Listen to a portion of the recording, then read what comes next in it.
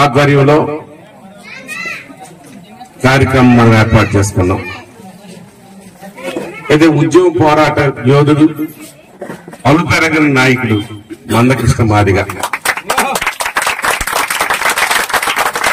ప్రాణాలను కలిపి లెక్క చేయలేదు, ఎన్నో ఇబ్బందులకు గురయ్యాడు.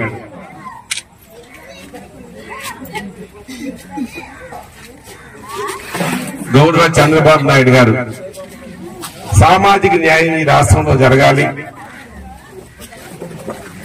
ఎవరికి చెందవలసిన ఉద్యోగ ఉపాధి అవకాశాలు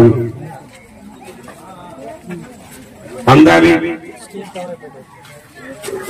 ఏదైతే ఎస్సీ జనాభాలో